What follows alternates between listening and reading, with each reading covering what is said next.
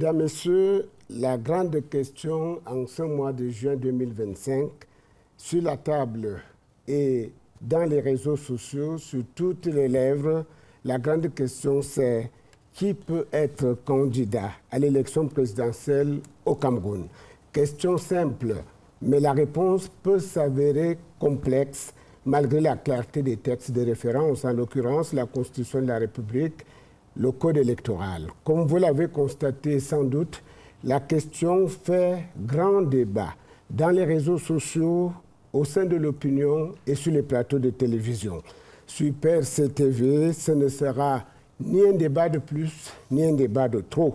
Avec nos invités ici présents, la mise au point se veut pédagogique et s'inscrit dans une démarche didactique, dans un espace politique qui enfin prend ses marques dans le débat démocratique. En attendant naturellement de confronter bientôt les projets de société dont sont porteurs les candidats qui seront définitivement admis à compétir lors de la prochaine élection présidentielle au Cameroun.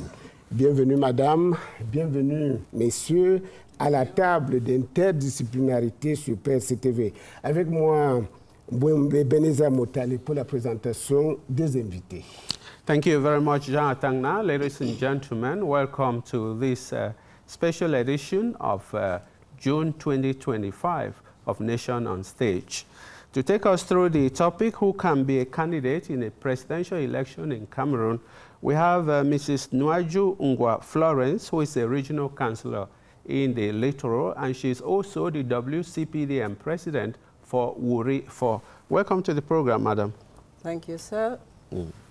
And then we also have Barrister Julius Achu, who is a member of the Cameroon Bar Association. Welcome. Thank you very much, Mr. Moutale. Yes, Jean. Je voudrais également souhaiter la bienvenue à deux éminents universitaires qui nous font l'honneur de leur présence sur ce plateau de PRC-TV. Professeur Magloire Ondoa, constitutionnaliste, vous êtes recteur de l'université de Douala. Bienvenue sur PRC-TV. Merci. C'est la première fois?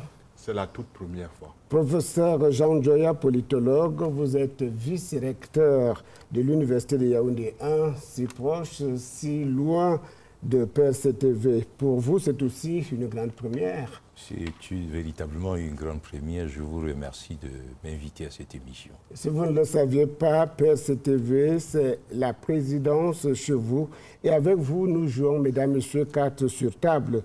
Avec nos invités ici présents, des invités de choix, comme vous le constatez, à la hauteur des enjeux que charrie le jeu politique au Cameroun. Je vous reviens pour plus amples explications.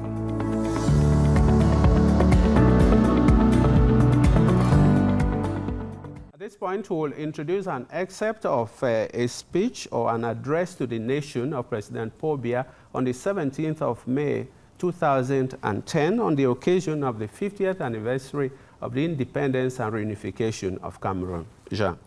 Paul Biya, mon combat démocratique, mon bilan politique. Ce peut être la une d'un grand magazine face à la République n'en est pas si éloignée, tant s'en faut. Le président de la République du Cameroun, Paul Biya, il y a 15 ans, dans un message à la nation à l'occasion du cinquantenaire de l'indépendance et de la réunification, c'était le 17 mai 2010.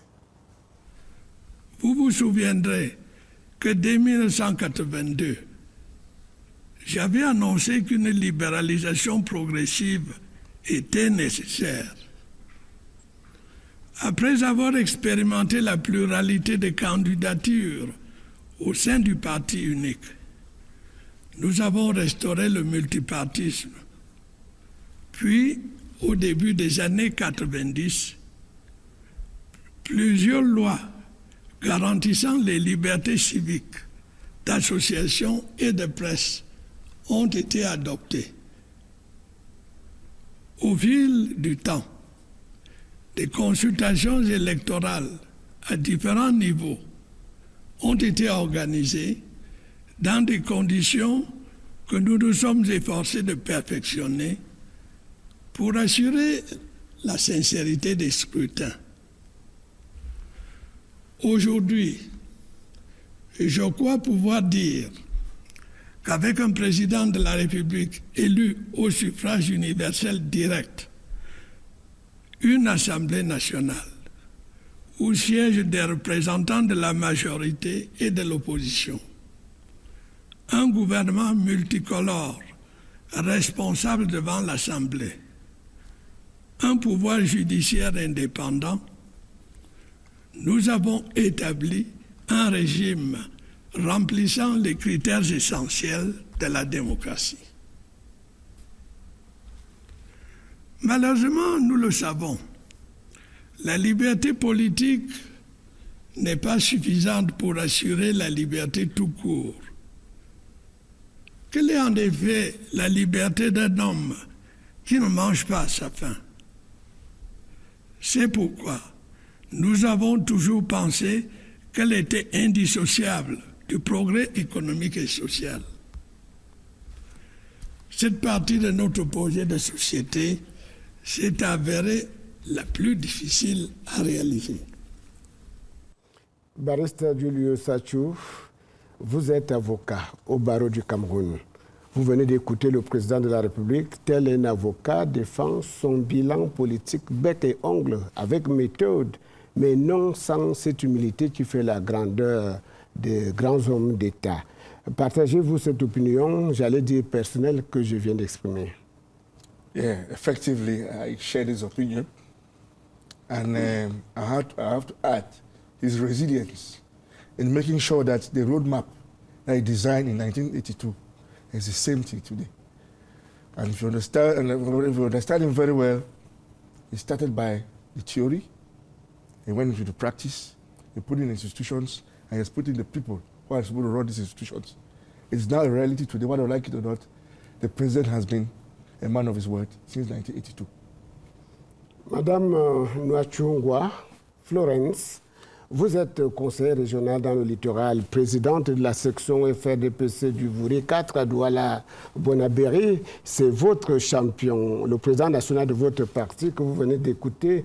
Comment la fervente militante que vous êtes accueille-t-elle cette esquisse des bilans que présente le chef de l'État, votre champion? Oh, thank you once more.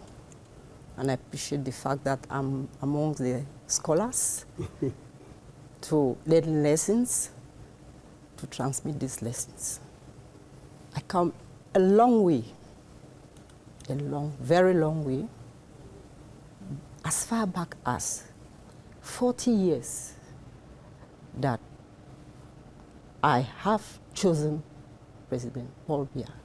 If you listen to this, except he tells us indirectly his policies, let's follow these policies.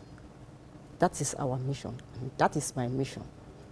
The position being a CPDM president or regional councillor does not differentiate my attributions, does not differentiate what I have to do for the people.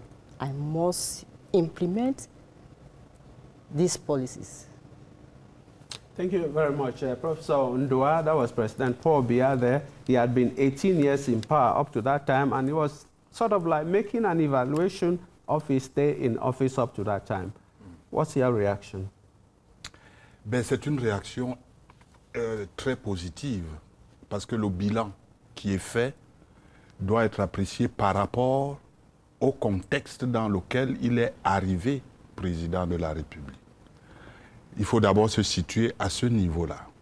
Et lorsqu'on regarde ce qui se passait avant lui, avant son accession, et on regarde aujourd'hui, ou plutôt à cette époque, il a fait ce qu'on peut dire, les libertés publiques, il les a apportées, l'état de droit, c'est très important, et la séparation des pouvoirs, la démocratie, bref, il a révolutionné la République au regard, je dis bien, de ce qui se passait avant.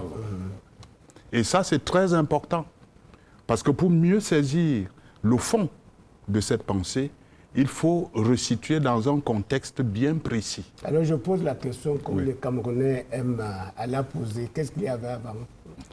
Ce qu'il y avait avant, c'était la dictature. Chacun le sait. Les libertés n'étaient pas la chose la plus courante dans notre pays. Et le système de gouvernement était un système de concentration des pouvoirs.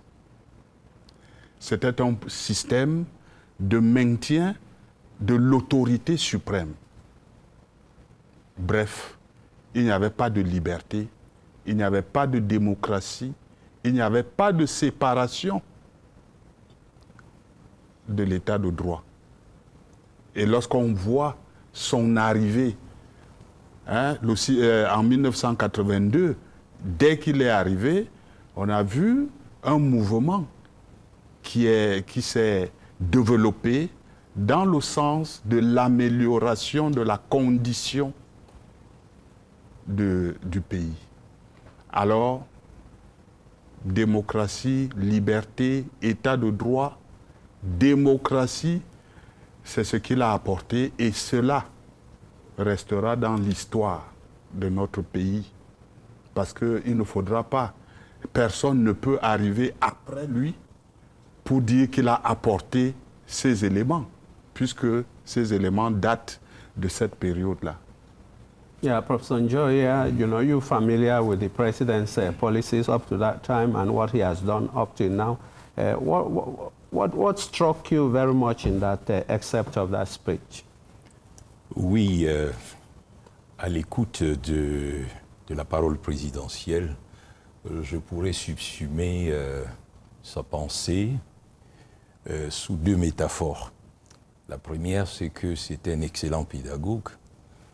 La seconde, c'est que c'était un excellent alpiniste qui, bravant les épreuves de l'ascension, a toujours eu les yeux rivés sur le pic du massif. Et à le suivre, on se rend à l'évidence qu'il a fixé les azimuts depuis 1982 en initiant les Camerounais à la démocratie au sein du parti unique, puisqu'en 87-88, nous avons des élections présidentielles qui ont fondamentalement, n'est-ce pas, changé la donne avec un remplacement numérique après les élections qui témoignait effectivement d'une compétition. Et continuellement, bien évidemment, avec l'avènement, n'est-ce pas, du pluralisme, cette pédagogie s'est implémentée dans la mesure où le président est allé progressivement en adoptant une approche étapiste, en mettant en place toutes les institutions démocratiques. Et dans son projet, il a toujours progressivement remplacé les chaînons manquants. C'est-à-dire que les trois pouvoirs sont mis en place, mais il a également complété ces trois pouvoirs, par exemple par le Sénat, qui était tout à fait manquant, mais également par une plus grande décentralisation des institutions. Nous en avons une illustration ici. Absolument. Madame conseillère régionale à Douala. Absolument. Vous avez la parole, si vous... Oui, effectivement, dans cette perspective, on peut dire qu'il a changé le paradigme de la gestion de l'État. Le professeur Rondois a parlé tout à l'heure d'un système très concentré, c'est-à-dire très proche du modèle weberien, où tout parle du sommet, mais de toute évidence, avec l'ensemble des mutations qui ont suivi, on se rend compte que le pouvoir, l'État, il y a un desserrement, n'est-ce pas, de l'étau de l'État pour le plus grand profit des collectivités décentralisées. Pour lancer le débat, permettez que j'achète cette question auprès du chef de l'État lui-même. Quelle est, en effet, la liberté d'un homme qui ne mange pas à sa faim? Je vous pose la question. État de droit, liberté d'association, liberté de presse, séparation des pouvoirs. Mais lui-même s'interroge. Quelle est la liberté d'un homme qui ne mange pas à sa faim? That's very remarkable because an empty stomach can never be a happy man. no matter what you present. Even An empty dangerous. stomach becomes very dangerous even to himself. So President Paul Biya decided that in as much as we're organizing, opening the society, bringing in the liberties that have just been described, the economic part of it is also very important. That is why if you notice now in Cameroon, everybody eats. It's very difficult to find people who are hungry. Very difficult. Everybody, you go to every home now, you might find at least you have a meal a day or whatever. And it's not like before where you go to visit somebody, he hides his food under the table. These days, everything is open, and you can easily you feel free because of that economic freedom. Because they make sure that the politics is going with the economy so that nobody should be hungry because a hungry man is an angry man. Ventre affamé n'a point d'oreille, professeur Ondoa. On le disait à l'école. C'est ce que l'on disait, c'est vrai, et la question qui est posée ici est pertinente. Et en fait, elle permet d'établir un lien entre la liberté, la démocratie, ainsi de suite, et d'un côté, pardon, et de l'autre, le développement économique. Et le président dit que cette partie, le développement économique, le progrès économique, cette partie de notre projet de société s'est avérée la plus difficile à réaliser. Je n'ai jamais vu un homme politique d'une telle honnêteté intellectuelle, professeur Njoya. Absolument. Moi, je crois que nous avons dit tout à l'heure que non seulement il était un pédagogue, mais c'est quelqu'un d'une très grande humilité. Et l'humilité suppose qu'on dise également, véritablement, ce qu'on pense. Vous savez, le lien entre l'économique et le politique a été longuement débattu par les politistes qui n'établissaient pas une corrélation directe entre la démocratisation et le progrès économique. Mais on s'est rendu compte que la démocratie dans la plupart du pays est très connectée au développement économique. Et bien évidemment, lorsqu'on parle de libéralisation, il s'agit à la fois de la libéralisation politique, mais également de la libéralisation économique. Les deux sont intrinsèquement liés. Et le président de la République, évidemment, sait que c'est une dimension éminemment importante, n'est-ce pas, qui pourrait, dans une certaine mesure, appeler les Camerounais à s'interroger, effectivement, sur ce que peut être une société démocratique sans les moyens de subsistance. Mais voilà, le président parlait il y a 15 ans. Il y a 15 ans, oui. En 2010, nous sommes en 2025. Oui.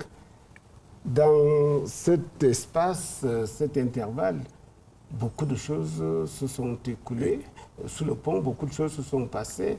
Il y a eu des programmes économiques qui ont été lancés malgré la conjoncture internationale qui impacte le niveau de vie des Camerounais au plan intérieur.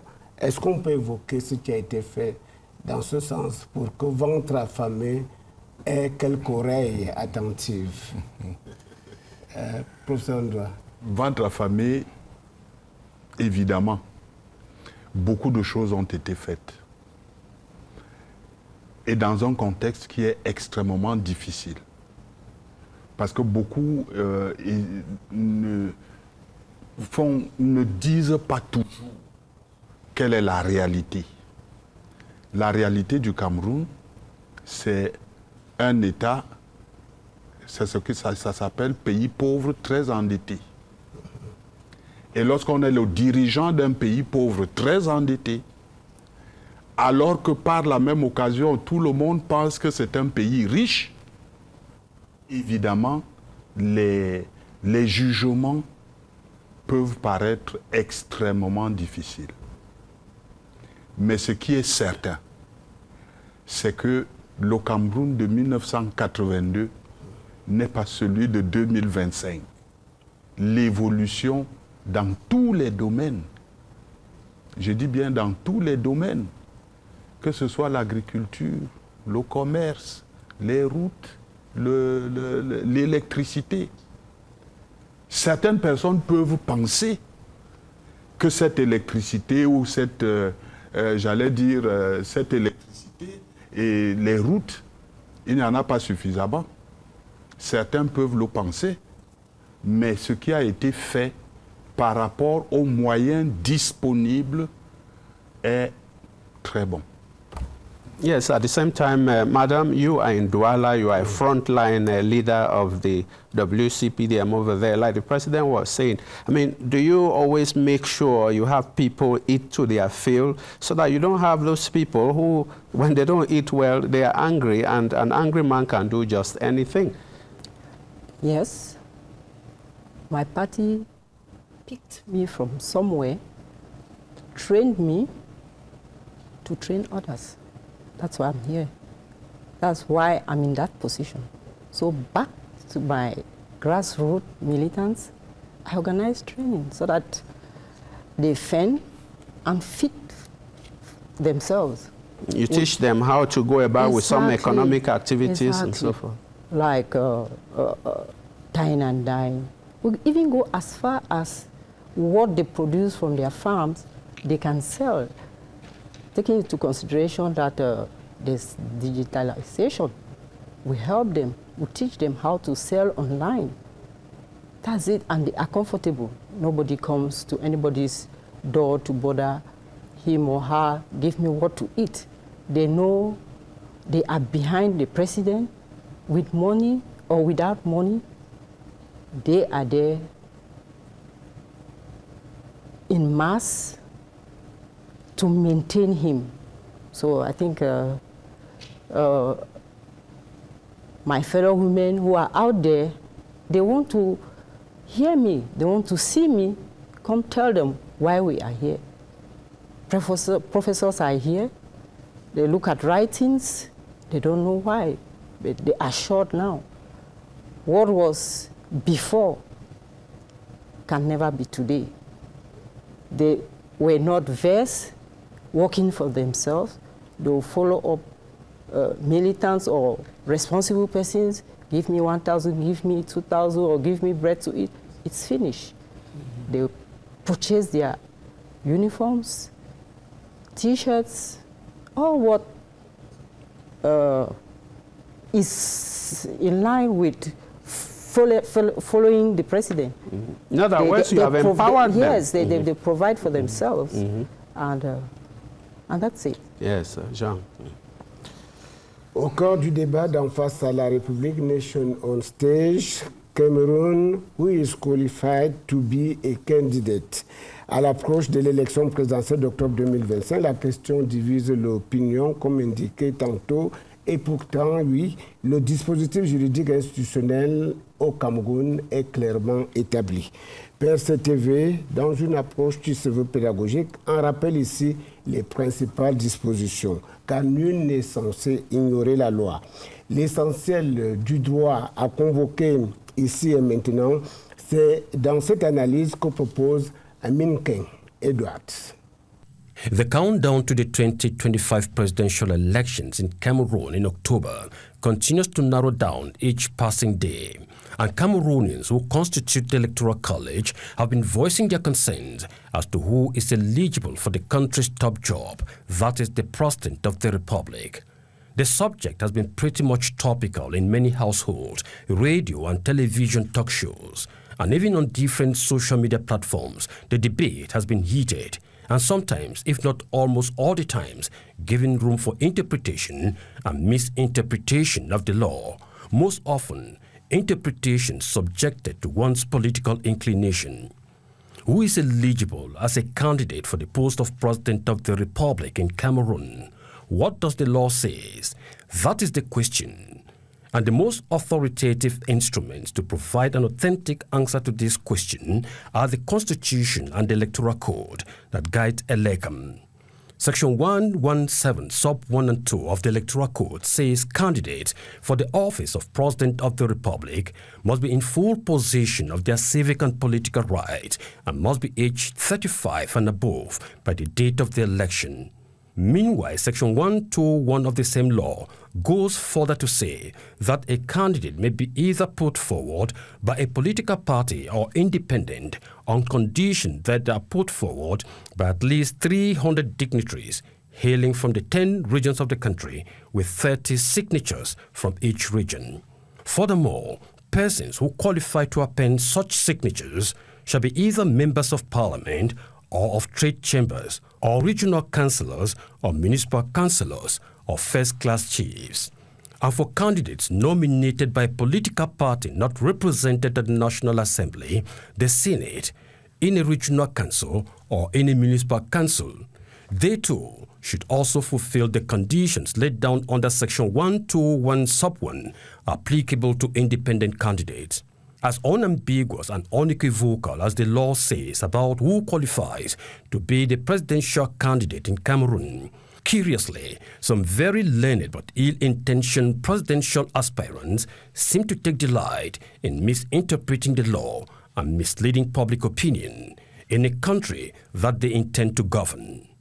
President Paul Biya once said, Cameroon is a state of law, and participating in the democratic life of one's country requires compliance with its rules and joining political parties which carry out activities within the confines of the law. End of quote. This quotation from President Paul Biya, who is a respecter of the law, is as explicit as the Latin legal maxim, dura lex sed lex, the law is cruel, but it is the law. Or better still, ignorantia juris non excusam, that is, the ignorance of the law is no excuse. Nous prolongeons cette excellente analyse d'Amin Keng avec nos invités sur le plateau. Priorité aux constitutionnalistes, le professeur Magloire Ondoa. Ce débat sur les prérequis d'une élection présidentielle au Cameroun peut être complété par les dispositions constitutionnelles. Alors ce débat n'est-il pas superfétatoire en l'état actuel des choses? Ben écoutez, c'est un faux débat. C'est un débat qui a été alimenté par la volonté de certaines personnes, soit de se positionner, soit de se faire voir. En clair, il y a dans ce débat la volonté de se mettre en évidence, de se vendre, si on peut parler comme ça. Parce qu'en réalité, en ce qui concerne les textes, il n'y a aucun débat. Je dis bien aucun débat. Les choses sont d'une clarté telle que parfois on se demande ce que disent certains là-bas. Parce que ça devient du mensonge médiatique. Les textes sont clairs. Le code électoral, si on laisse les dispositions générales, mais ici, on dit, vous pouvez être candidat dans deux hypothèses. Soit vous êtes présenté par je dis bien un parti, et ça c'est important, par un parti, soit vous êtes candidat indépendant, et alors dans ce cas-là, vous devez avoir 30 signatures, je veux dire 300 signatures, à raison de 30 par région, dans des fonctions, ainsi de suite. Et le texte continue en disant, pour ceux des partis qui n'ont pas de représentants à l'Assemblée nationale ou au Sénat ou encore dans les conseils régionaux, vous devez remplir les mêmes conditions que le candidat indépendant. Alors, dites-moi, d'où vient le débat? Les choses sont tellement claires que c'est simplement une volonté de se mettre en évidence ou de ne pas dire la vérité ou de tromper le peuple qui peut amener là. Surtout que certains sont allés jusqu'à aller invoquer l'article 15 alinéa 3. Mais que dit-il cet article? Cet article 15 alinéa 3 dit tout simplement que le mandat impératif est nul. Voilà ce que dit l'article 15 alinéa 3. Et qu'est-ce que vous en dites? Mais je vais vous dire une chose. D'abord, quel est le lien avec l'article 121 du Code électoral? Il n'y a aucun lien. Parce que quand on dit que le mandat impératif est nul, c'est une formule utilisée pour consacrer l'indépendance des députés. par rapport à leur parti. C'est pour consacrer leur liberté, leur indépendance et leur affectation tout simplement au respect de la nation. Professeur Njoya, je vous vois trépider d'impatience. Alors, le professeur doit dire que c'est un débat sans objet. Absolument. C'est votre opinion, votre position objectivement, aussi. Je ne saurais contredire le maître. Et les arguments pour le soutenir, nous sommes tout oreilles. Je dois dire tout simplement que ce débat, au devant de la scène, au devant de la scène, est une reconstruction d'une réalité qui est visiblement objective. Et cette construction fonctionne, évidemment, sous la forme des anticipations rationnelles par rapport à un objectif. Et vous savez, la vie politique est essentiellement une vie émotionnelle. Et les émotions sont faciles à manipuler. C'est pour cette raison, évidemment, qu'ils introduisent dans des débats la question du mandat impératif, la question de l'inclusivité, l'élection présidentielle, la question de la crise anglophone, évidemment, parce que ce sont des thématiques qui exercent sur l'opinion publique, n'est-ce pas, une force sensorielle évidente. Alors, nous sommes là dans un exercice d'oracle, de Delphes, peut-être, où des gens construisent des catastrophismes, ils construisent des chaos, n'est-ce pas, pour justifier au cas où, évidemment, et leur stratégie étant de faire advenir cela, de faire advenir le chaos. Mais seulement ils sont pris au piège, n'est-ce pas, de l'incohérence de leur discours. Quand j'ai dit je ne vais pas aux élections législatives de 2020 et que le moment venu à l'élection présidentielle, j'ai dit que je peux y aller, même sans représentant dans les différentes assemblées prévues. Eh bien, M. Jean Retana, je crois que la meilleure définition de la mauvaise foi, c'est dire quelque chose et son contraire à la fois. Yes. Okay, thank you very much. Barrister, you know, you are in Douala and we've seen you on some of these debates and so on. It's raging everywhere. What do you make of it, the eligibility to the presidency of the Republic? I see a lot of intellectual dishonesty, which is being propagated by some intellectuals to prepare chaos in this country. You should understand that the common man doesn't go into the nitty-gritties of the constitution, of the law. They like to listen to what people tell them. So I'm sure it's our place now to tell the people that there's no panic, there's no problem. Don't follow those who sell illusions, those who tell you lies. The constitution is very clear. The constitution fixes generally who can be president of this country. The same constitution says when it comes to elections for somebody to be president of this country, that is section 6.6, it will be determined by the law. The same constitution provides the fact that there should be a law now to declare, to define what is elections to become for presidency of this country. That is why we have an electoral code that now determines the road to be, what is supposed to be done when it comes to election proper. And it is very clear. You are either proposed by a political party, or you are an independent candidate. Or, and most important, the political party must be a party represented in the parliament, the National Assembly, the Senate, or the regional council and the councils. So it is clear, as simple as that. And you know, our laws in Cameroon are written in very simple language. There's no verbosity, there's no exaggeration, they are very clean. But you find out that an electoral who says, I will not go for municipal elections or legislative elections, and I know the consequences, that it might cost me my candidacy in 2025.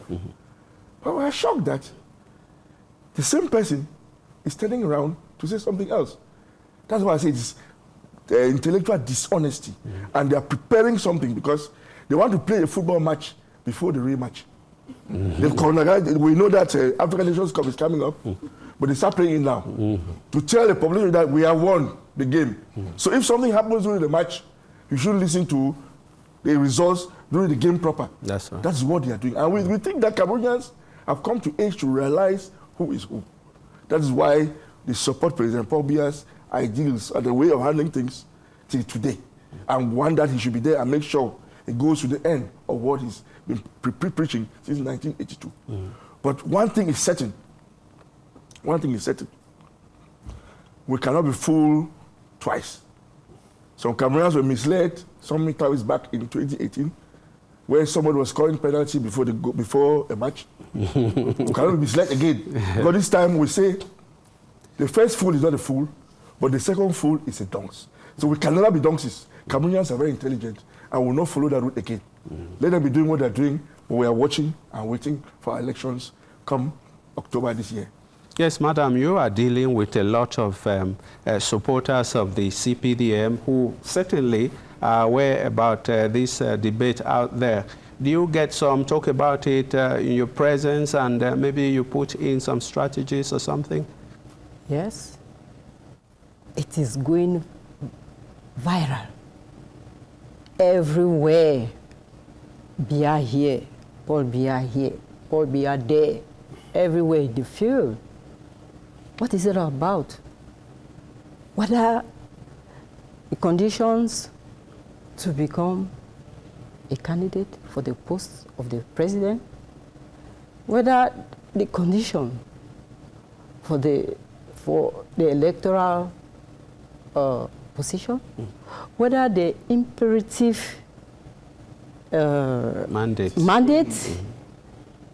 I tell my militants ceaselessly, rally yourself behind President Paul Biya.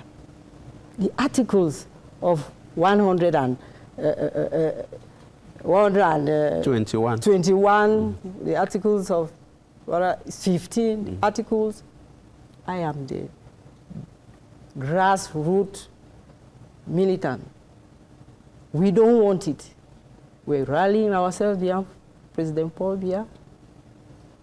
And then this imperative position, we're asking those that are opting for it to quit. They should leave, they should resign in politics. If it's more than them, we will not line up ourselves behind this kind of person. I am a mother. We have our children out there. Do not come and intoxicate these children. Our professors are there teaching them what the law has put in place, interpreting them. And we are down there to bring them, those who don't have opportunity to go to where these professors are. We are handling them down there. And down there, these are the people who vote. Sometimes they even come to platforms and say, hey, look at the carpenters, look at those that come and talk to real people.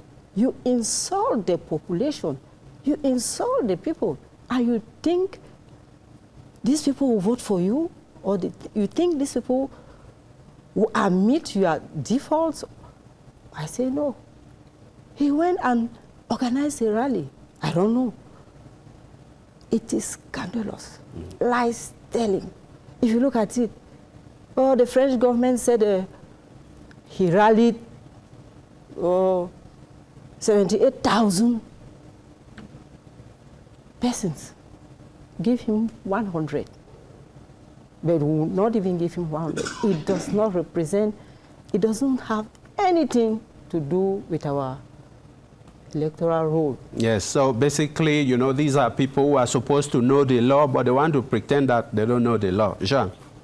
Je crois que cela a déjà été entendu sur ce plateau le débat en cours est sans objet et que Barrister Achoul l'a souligné, ce juridisme érigé en débat cache un agenda.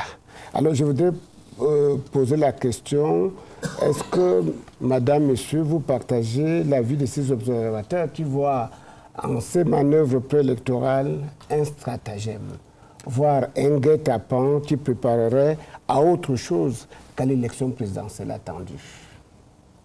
Professeur Ondoa. Bien sûr, mais je voudrais d'abord souligner une chose. Beaucoup se disent juristes. Parce que le droit, c'est comme la philosophie. Il y a des diplômés en philosophie, mais très peu de philosophes. Parce que derrière le droit, il y a, je vais vous le dire, il y a une technique. Le droit, c'est une technique. C'est une science. Alors, lorsque certaines dispositions sont prises en matière scientifique, et surtout dans une certaine cohérence, les attaquer dans les médias relève tout simplement d'une manœuvre de préparation de quelque chose caché. Et cette chose cachée, tout le monde la connaît. Qu'est-ce que ça peut bien être? Ils veulent éviter les 300 signatures. Voilà le fondement de tout. Ça veut dire quoi? Ça veut dire que la première chose qui justifie tout ce qu'on fait, n'est-ce pas, dans le faux, c'est pour éviter les 300 signatures parce que l'article, l'article 121 alinéa 2 dit que si vous n'avez pas de représentants à l'Assemblée nationale, au Sénat, dans les conseils régionaux, vous devez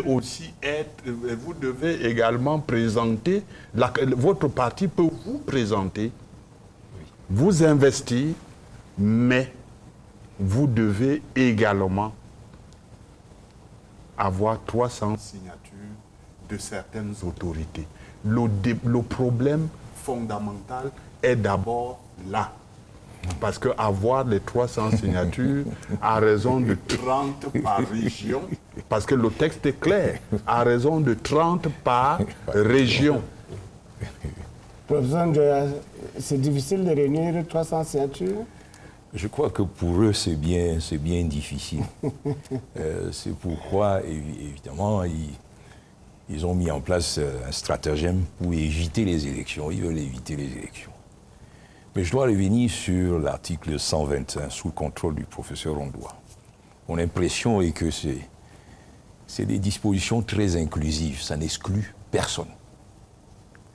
Et c'est des dispositions qui donnent une identité aux partis politiques. Puisque la Constitution dit les partis et les formations politiques concourent à l'expression du suffrage.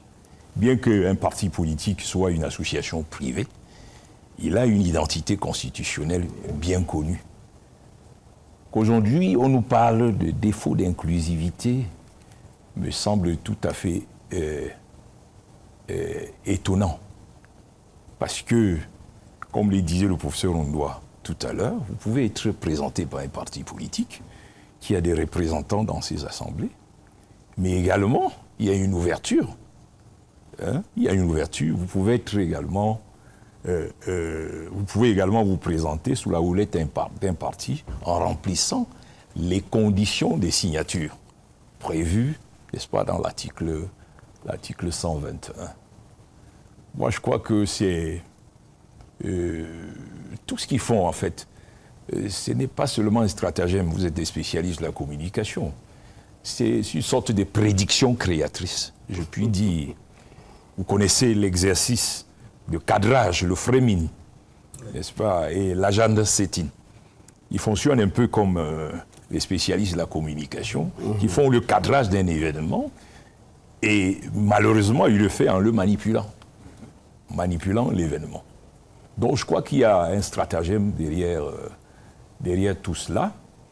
Et puis, par rapport au mandat impératif, je dois dire que quand on parle de mandat impératif, il s'agit de la liberté de l'élu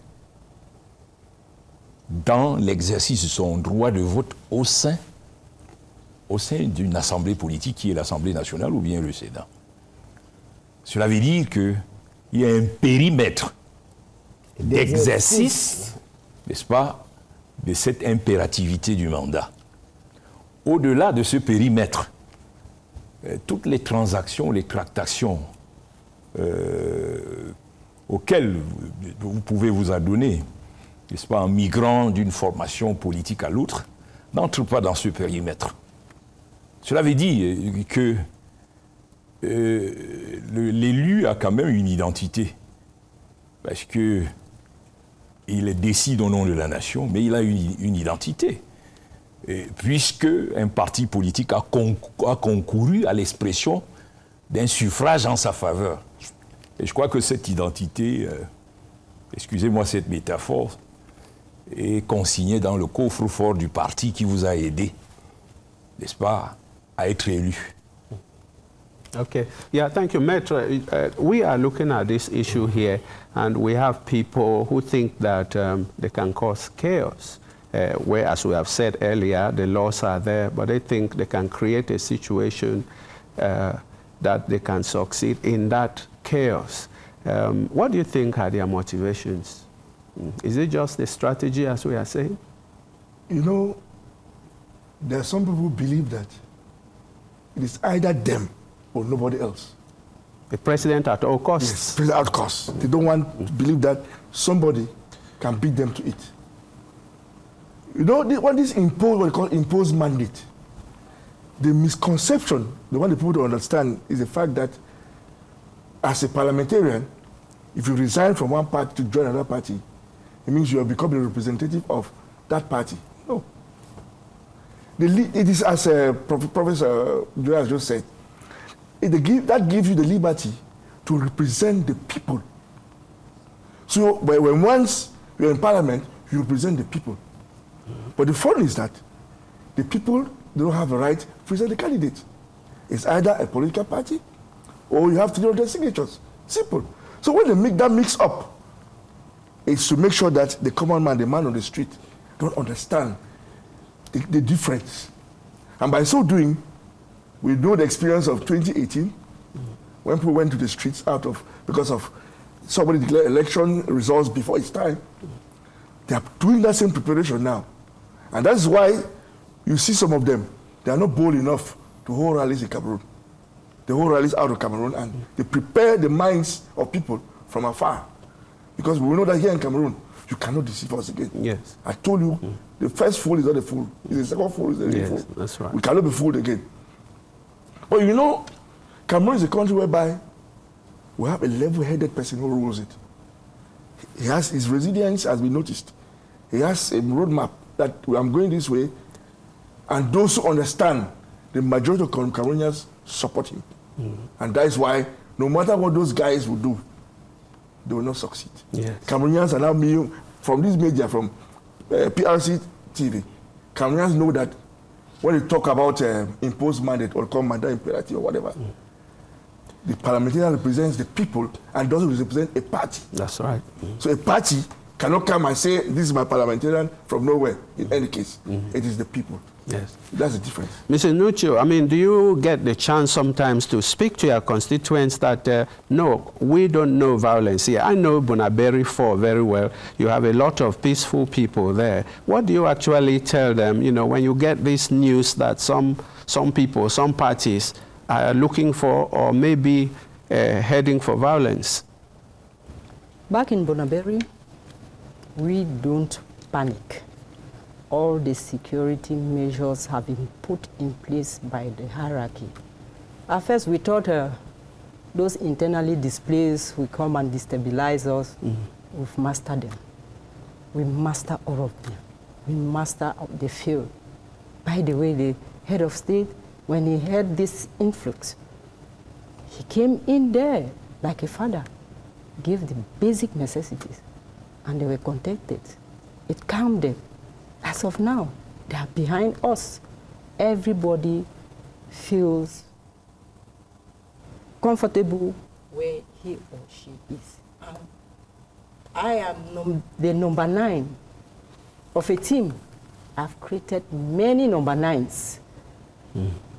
That when we get the ball rolling, that's how it goes.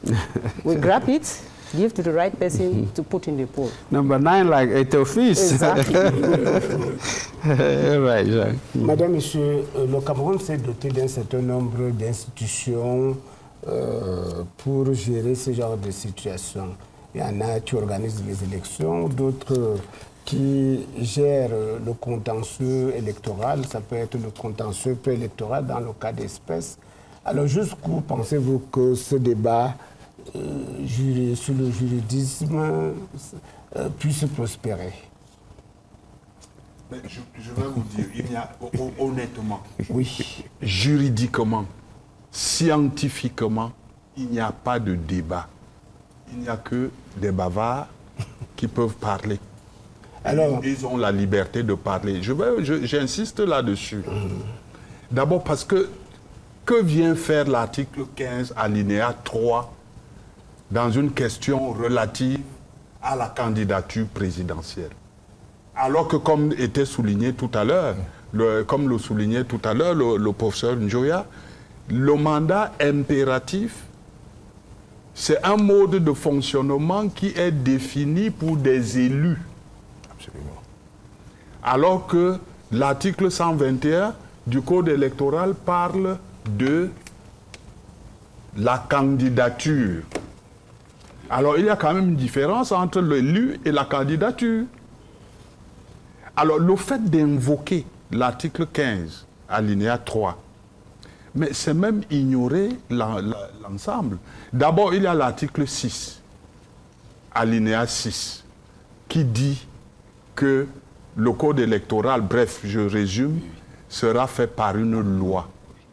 L'article 6 de la Constitution. Vous savez ce que ça veut dire?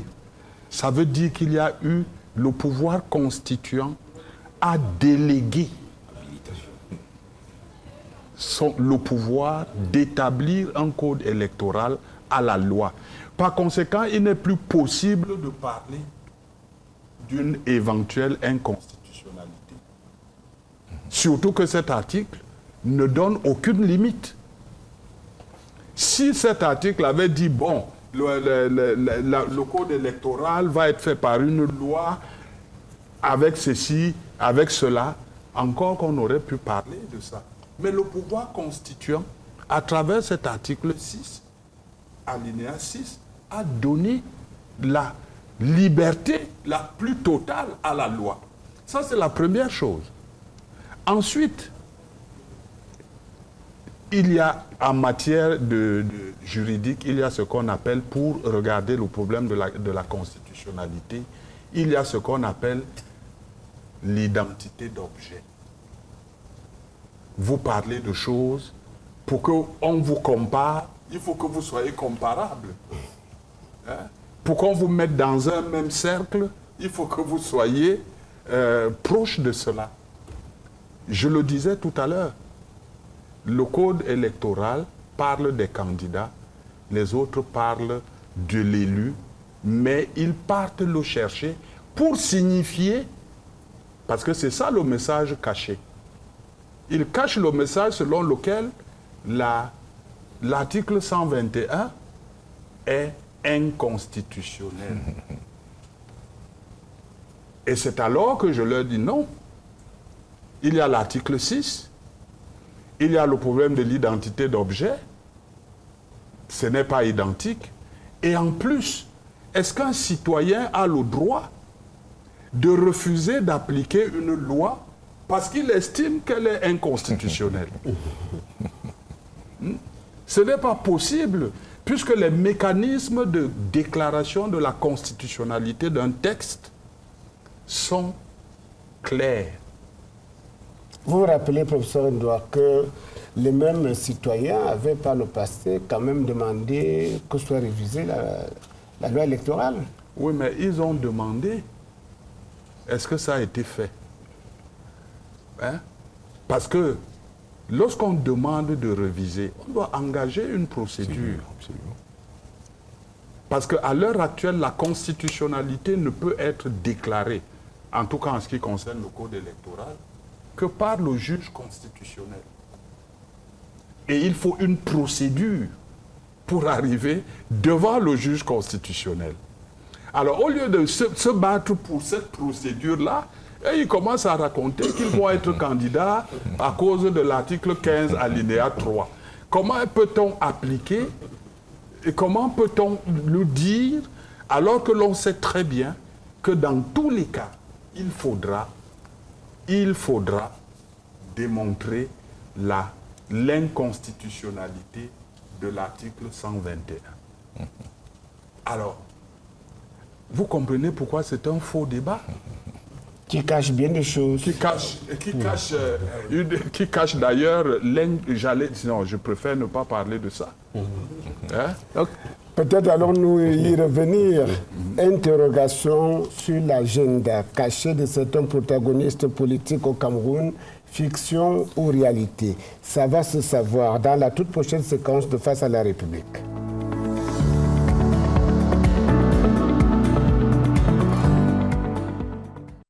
At the beginning of this second part of the program, we'll bring to you an analysis titled A Hidden Agenda, Fiction or Reality.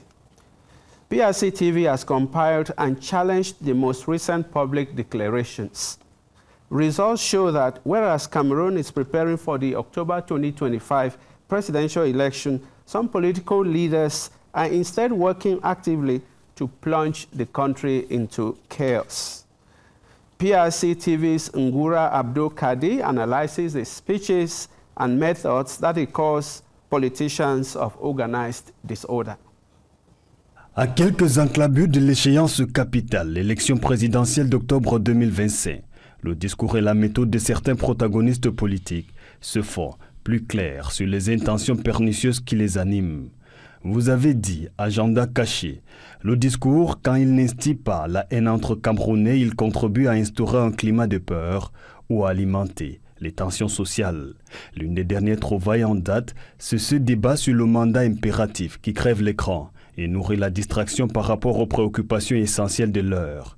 S'il ne passe pas, prévient l'agenda caché. Le mandat impératif provoquera la casse, à l'instar des actes de vandalisme et de saccage enregistrés dans les représentations diplomatiques du Cameroun en France, en Allemagne et en Belgique, les 26 et 27 janvier 2019, au lendemain de la présidentielle de 2018. Plus pernicieux est encore le recours à l'intelligence artificielle pour produire en série des fausses informations destinées à désorienter les Camerounais de bonne foi. Récemment victime d'un clonage honteux, une radio internationale a formellement démenti d'avoir organisé sur ses antennes un quelconque débat sur le soi-disant mandat impératif. Le faux débat avait déjà fait le tour des plateformes numériques comme X, TikTok ou de la messagerie WhatsApp, avec un peu plus de 40 publications et pas moins de 200 000 vues. De la grande escroquerie politique par médias usurpés, de telles méthodes sont contraires à la haute idée que le président de la République, Paul Biya, promoteur de la démocratie pluraliste au Cameroun, se fait des jeux politiques en démocratie. Débattons, ne combattons pas, a-t-il toujours indiqué, car du choc des idées jaillit la lumière. Thank you very much indeed, Kadir. We'll begin, Maître Barrister Achu, with this whole situation out there of this imperative mandate, the open. Can you explain it to our audience a little bit for them to understand what it is all about? Yes, Section 15, I think sub 3 of the Constitution, states that whatever you could term imposed mandate is null and void, in the sense that once a parliamentarian has been voted into parliament, he now becomes a parliamentarian of the nation and not of his party or his constituency. He must act on behalf of the whole country. He represents the whole nation. But you see, as I earlier stated, earlier said, when once you're acting on behalf of the nation, it means you are representing the nation and not a political party. So if you resign from one, even if you resign from one party to another, your status as a parliamentarian gives you the right of being a representative of the nation and no longer a political party. Because you cannot tell me that your candidacy as a parliamentarian is invested by a political party.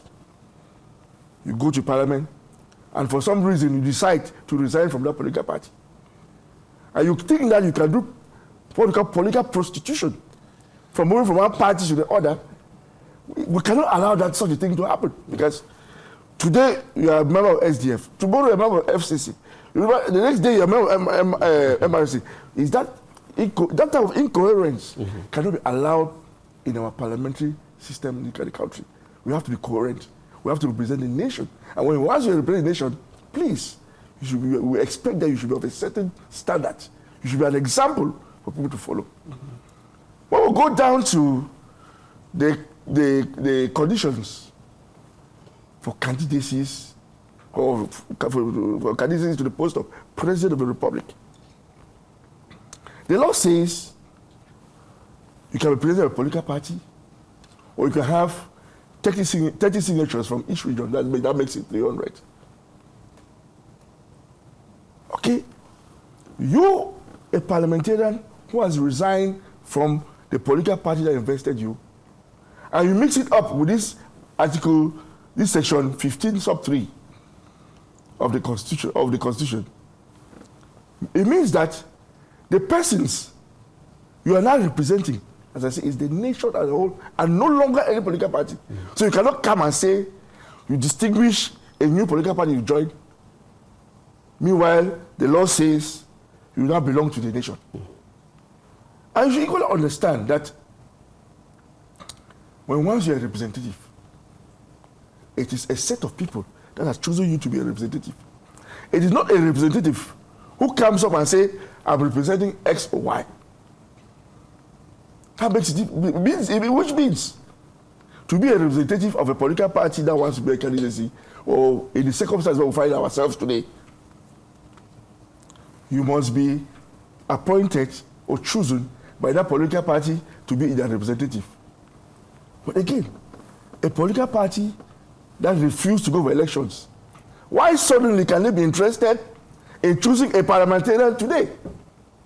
That doesn't make sense. They shouldn't take Cameroonians for fools. We are not fools. We understand the laws are there. The laws are there, clean, simple.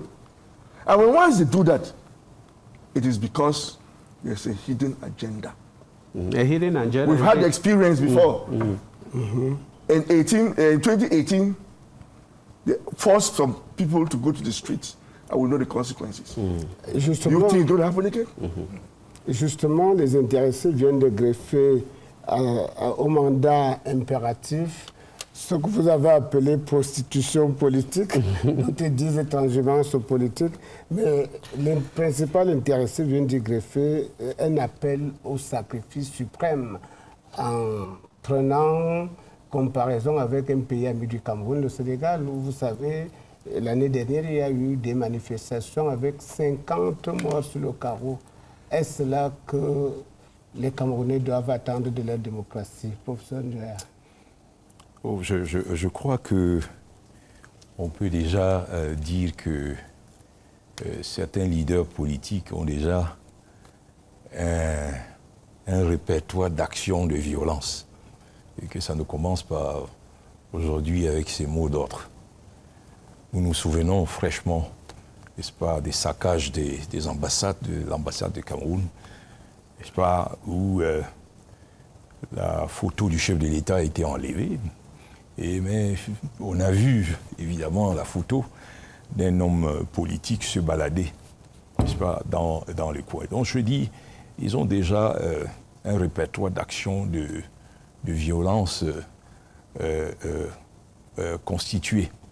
Mais lorsque l'on pousse cette violence jusqu'à la banalisation de la mort, on se pose bien des questions sur leur statut d'homme politique. Est-ce que j'ai suivi 2 ou 3 interventions de cette nature? On va tous mourir et les survivants feront le reste. Vraiment, c'est assez cursif pour un homme politique. Ou bien tirer le parallèle entre un pays ami, le Sénégal, sur les 50 victimes, et dire qu'il n'y en avait que 50 et que le régime a changé. Comment est-ce qu'on peut pousser le vice jusqu'à ce niveau en tenant un discours particulièrement mortifère? Moi, je crois que le chef de l'État était suffisamment clair. Il faut inculquer aux Camerounais le respect de l'État, de ses lois. Il faut leur inculquer la vertu de la tolérance et le respect d'autrui. Je crois qu'un homme politique responsable devrait pouvoir s'inspirer de ces exhortations du chef de l'État. Un autre greffage que je voudrais évoquer, présidentielle inclusive et incitation au tripatouillage des lois de la République, les lois que le peuple s'est données pour la satisfaction d'un seul. Les élections ne sont pas suffisamment inclusives au Cameroun? C'est pour ça que je vous ai dit que le débat est faux. Tout cela rentre dans la même logique. C'est de la calomnie. Ce sont des choses dont il ne faut même pas parler. C'est de la calomnie. Et puis, ce qui s'est passé là, ce dont parlait monsieur le professeur Njoya tout à l'heure, c'est très grave. C'est une infraction pénale. C'est une infraction pénale qui s'appelle l'appel à l'insurrection. Parce que lorsque dans un discours, l'on fait croire que perdre 50 personnes, ce n'est rien, et on incite même un peuple à le faire, c'est très grave. Je pense que le contexte pour en parler n'est pas celui-ci. Mais on doit quand même remarquer qu'il s'agit de l'appel à l'insurrection qui est réprimé par la loi. Pas seulement par la loi, mais par des conventions internationales. Des conventions internationales.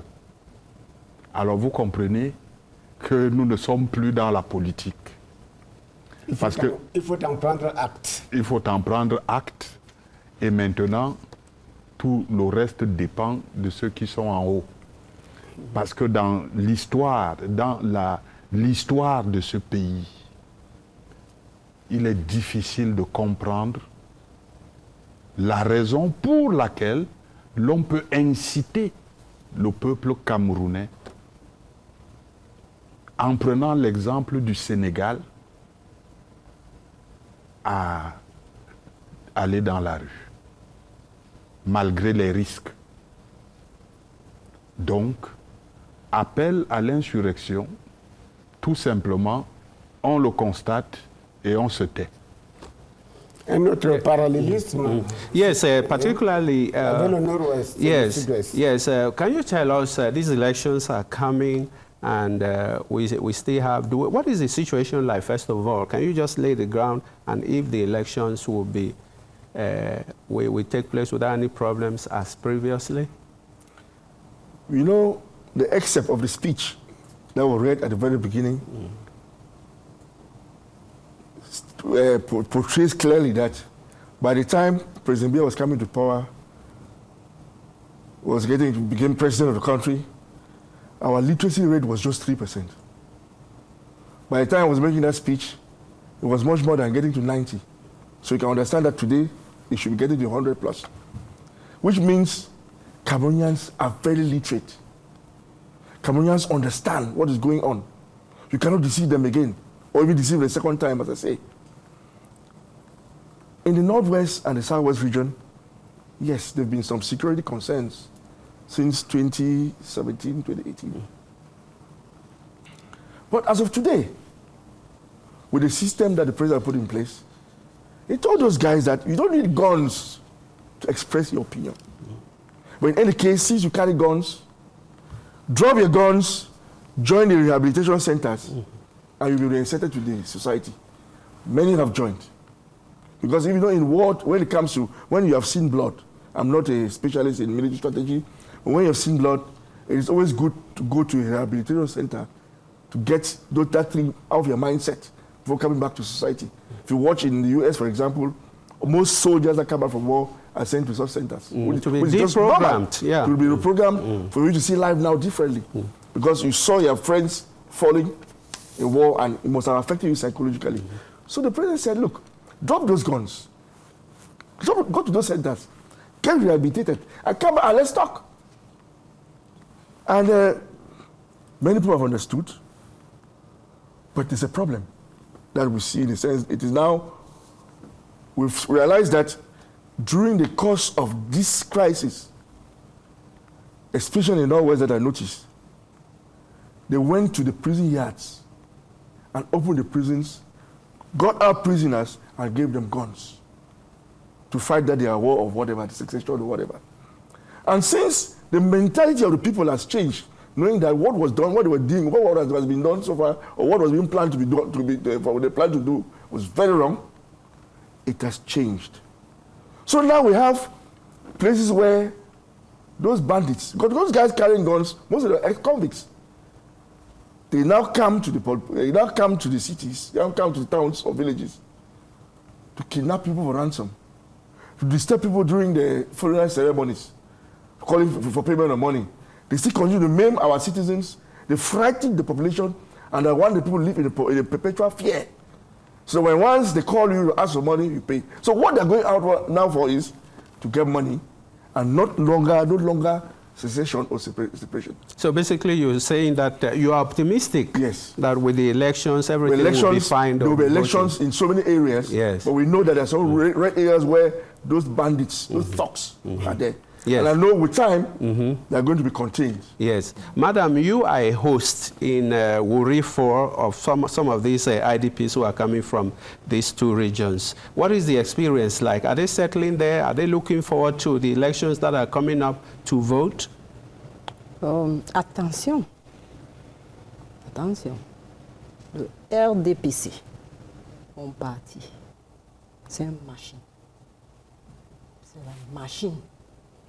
Et je ne voudrais pas dire la machine a écrasé les arachides. Je dis là, une machine, vous ne pouvez pas le déplacer.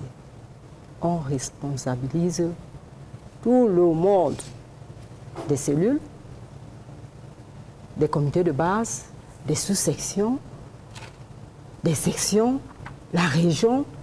Nous responsabilisons tout le monde. Et ceux-là qui viennent de nord-ouest, sud-ouest, ils s'intègrent. Parce que nous prêchons la paix, l'harmonie, l'unité. Ils voient que là-bas, vraiment, ils sont venus pour la sécurité. Il y a la sécurité. Ils sont venus pour chercher de quoi manger. On les a amenés à chercher de quoi manger. On les envoie dans les centres de formation. Ils trouvent qu'on les a trompés. Donc, vous voyez, c'est stable. C'est stable, ils s'intègrent et nous multiplions ce machine, ce poste de responsabilité. On donne l'occasion à tout le monde d'être patron. Nous ne prenons pas de patron seulement là-haut. On te dit un président de cellule, c'est lui qui est le patron. D'essayer la carte d'adhésion, même pour professeurs. On lui donne la place. Ils sont à l'aise. Et je crois que nous avons même, en dehors de cette machine, il y a des Amazones versés partout, des groupes, des associations, tout ça là. Nous maîtrisons. And you help them to register for the elections. Mass registration. You need to follow up what is going on in Bonameri. They are there, my sisters and brothers, they see me here, they know I'll come back with many things positive, all because of my president, President Paul Biya. That's our natural candidate. Yeah, just to add on to what she's saying, you know the slogan of Cameroon is one and indivisible, which is even enshrined in our constitution. It's a clear example. When this crisis became optimal, the optimal stage, we realized that only 68,000 went to Nigeria. But more than 1 million crossed the border and came to the Francophone side, meaning a bulk or a good majority of Anglophones believe in one and indivisible Cameroon. Like coming to the Francophone side and find peace, living and getting together into the society, which President Biya said, you can feel free as a Cameroonian anywhere. They've come, they are feeling free, and most of them are being inserted in the society, and they're doing well. And I bet you, very few will go back, because they've come and seen something better where they never expected, and they will stay on. And so, which makes Cameroon more united than ever before. Because they're living together, and all of that. Yes, Jean. Je veux dire que l'on évacue un certain nombre de choses que j'ai entendu l'autre jour et que j'ai enregistré. J'ai entendu parler de garanties de sécurité promises au président de la République, Paul Biya, et à sa famille au cas où. Que cacherait ce subterfuge, Madame, Monsieur? C'est un mensonge politique. Juste pour aller prendre des candidats, j'allais dire des voix du RDPC. C'est surtout cela, parce que une manière de dire que au chef de l'État, ne soyez pas candidat. Vous savez, le français produit souvent des informations parfois contraires. Et c'est ça la vérité. Il est en train de dire, bon, n'ayez pas peur si vous êtes candidat. Si vous n'êtes pas candidat, même si vous n'êtes pas candidat, moi je vais gagner l'élection et là vous ne serez pas en danger. Non, ce n'est pas ça. Et puis cela signifie aussi, c'est l'occasion peut-être de dire un certain nombre de choses sur les débats inutiles qui ont parfois lieu sur, comment est-ce que je vais appeler ça, sur l'âge du président. Mais d'abord, notre Constitution n'a jamais fixé d'âge limite. On demande quand même qu'on est en 5 ans. C'est le minimum. On fixe le minimum, on ne fixe pas le maximum. Et ça doit bien être compris. En plus, nous sommes en Afrique. Et les valeurs africaines, je ne sais pas, peut-être que je me trompe, mais la gérontocratie, ça fait partie des valeurs africaines. La gérontocratie. Plus vous avez de l'âge, plus on vous fait confiance parce que vous êtes sage. Alors, dans le cas du président de la République, Paul Biya, je crois que nous en convenons tous, cela se voit. Oui, qu'il est sage.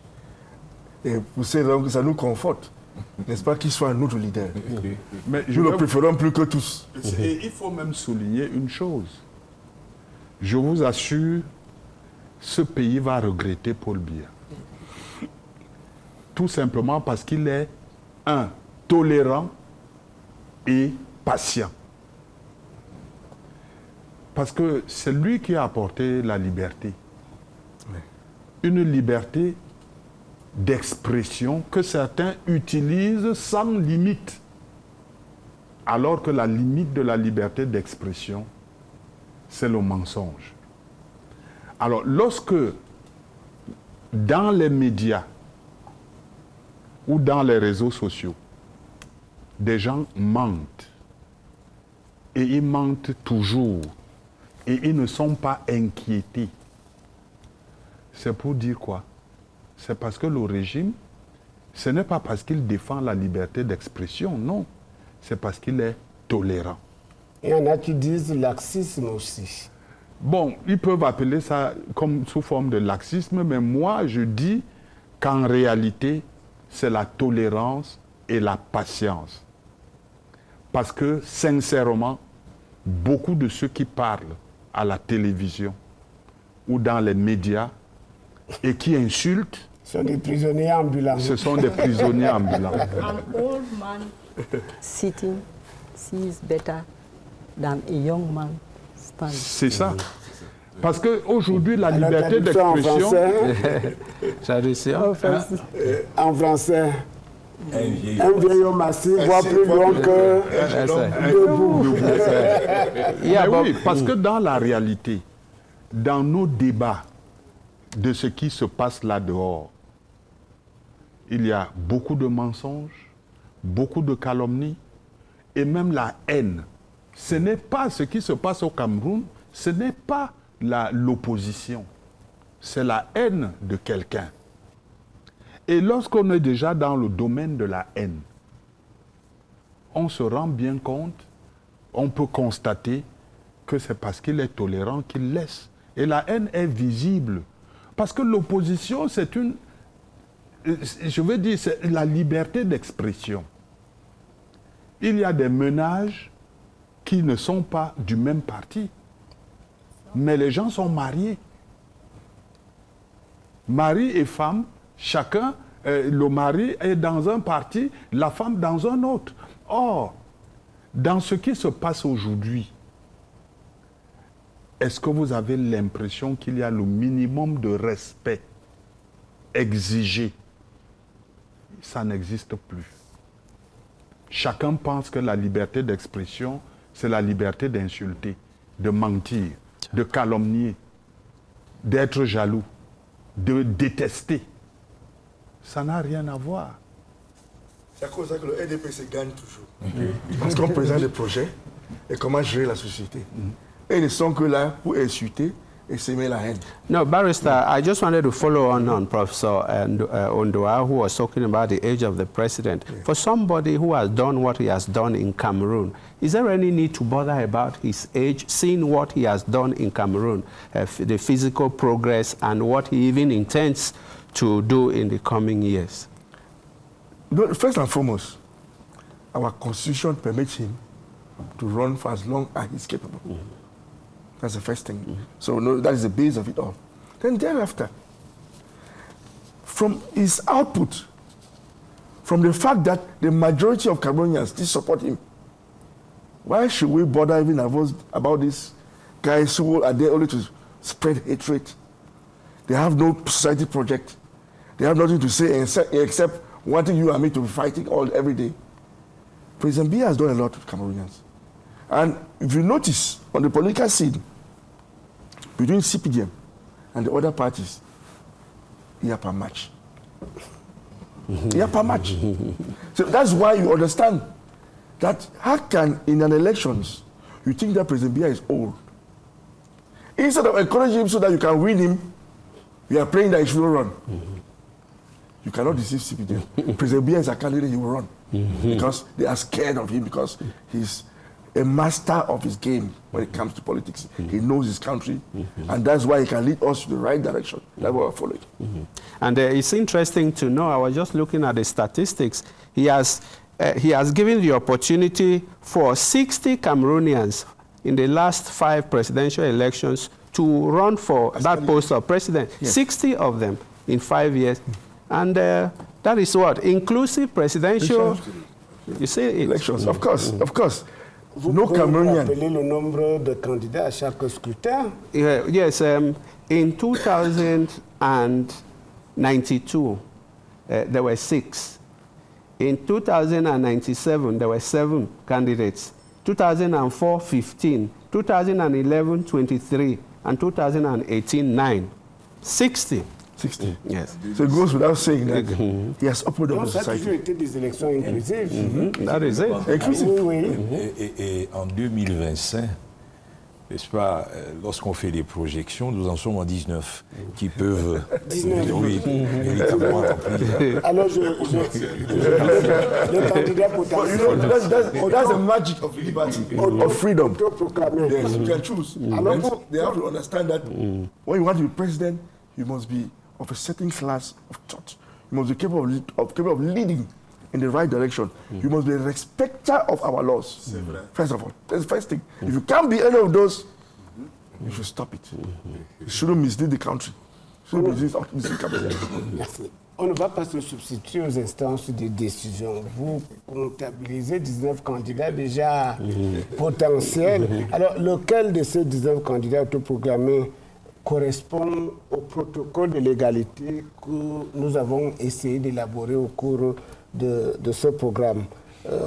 Est-ce que vous en avez une idée pour un ou deux candidats? Yes, the profile that we have seen, we have been discussing here, who fits in best? Okay. It goes without saying. No other person. This President Paul Biya fits in. Est-ce qu'il y a match? Vous l'avez dit tout à l'heure. Il n'y a pas match parce qu'il faut éviter. The shocking thing is that most of them, they say our laws are bad, this and that, it will not work, they have to change the laws, but they are candidates. Is that a contradiction? If laws are bad, why do you want to be a candidate? Knowing full well that they are going to lose by the time the results are proclaimed. Yeah. It doesn't make sense. Yeah. So they are just want to say they are selling illusions to the population.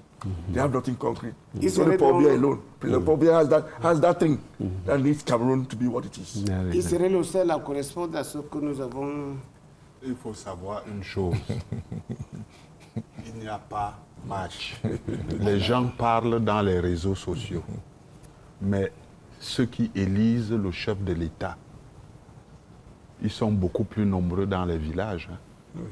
Pourquoi n'y a-t-il pas match? Vous avez commencé à répondre. Mais ils sont dans les villages. Bien sûr, ils sont dans les villages. Ils font campagne où ils ne passent qu'à insulter.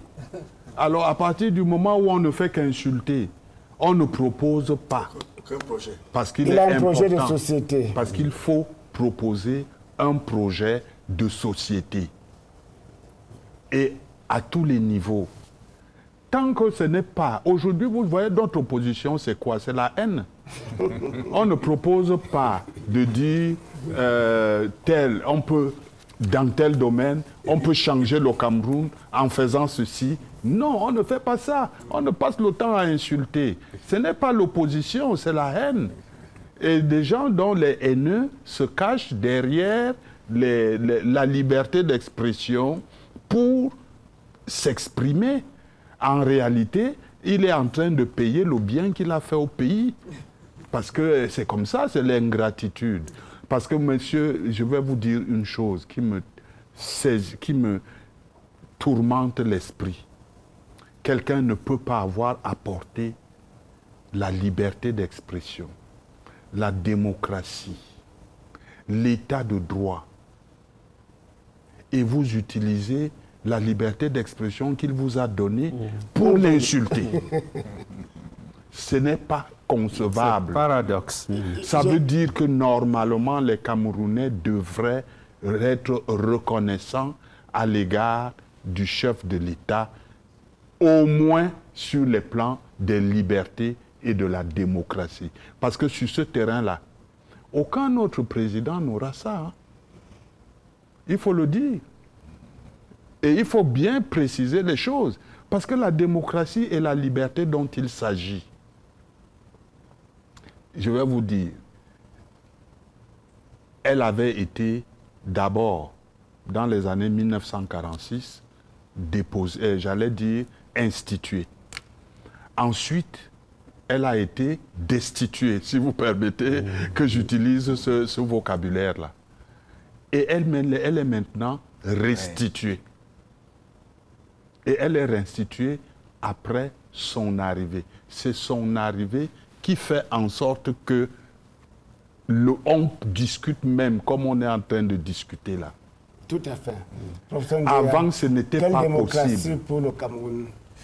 Pour revenir quelque peu, si vous le permettez, sur l'exceptionnalité de la personnalité du chef de l'État, vous allez voir que lorsqu'à un moment donné, il y a eu des basculements, n'est-ce pas, de vote à la faveur de certains partis politiques, immédiatement, la mandature, n'est-ce pas, qui suivait, il y avait une récupération immédiate des voix et des élus qui ont été perdus.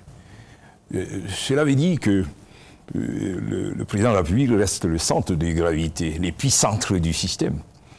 Et que lorsque on a basculé d'un côté, pour une raison ou une autre, n'est-ce pas, consciemment, on se rend par la suite compte que c'est véritablement le candidat idéal. Et je dois dire que je constate Et je peux le dire aujourd'hui avec une certaine autorité, qu'il y a une certaine dépression chronique, n'est-ce pas, qui est liée à un usage excessif du langage de la violence et qui masque la réalité. Lorsqu'ils évoquent le problème anglophone en voulant le manipuler, ils passent par perte et profit, le travail que le gouvernement mène pour pacifier cette partie du pays, mais également pour le développer. Vous savez, on a mis en place un plan présidentiel, n'est-ce pas, de reconstruction et de développement dans ces deux régions, qui abat un travail de titan sous la houlette du Premier ministre, chef du gouvernement. Et d'ailleurs, je crois qu'il y a quelque temps, le Premier ministre a tenu une réunion à Boya d'évaluation. Alors, le fichier d'état civil est en train d'être consolidé. Ça a été reconstitué. Et pour 80% dans certaines zones, c'est en train d'être consolidé. Il y a une reprise des activités agro-industrielles. Par exemple, la CDC, qui était complètement paralysée, aujourd'hui, reprend ses activités. Si vous allez dans une ville comme Ekok, que je connais, vous n'allez pas reconnaître Ekok. Non seulement la Cross River, vous voyez, le pont a été... Mais aujourd'hui, n'est-ce pas, il y a un projet, le ministre des Travaux publics a lancé le projet de construction de 5 km de route dans la ville d'Ekok, n'est-ce pas? At the borders with Nigeria. At the border with Nigeria.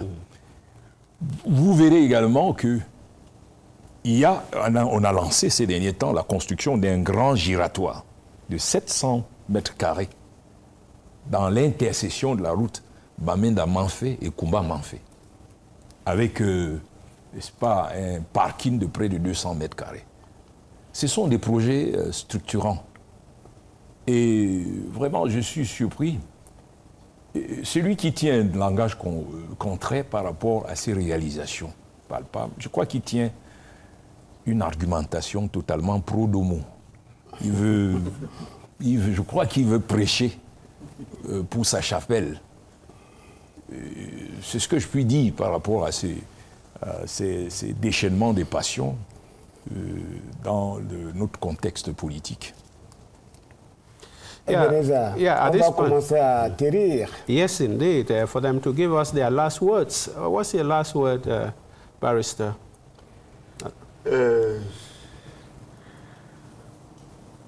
First and foremost, I would like that, I pray that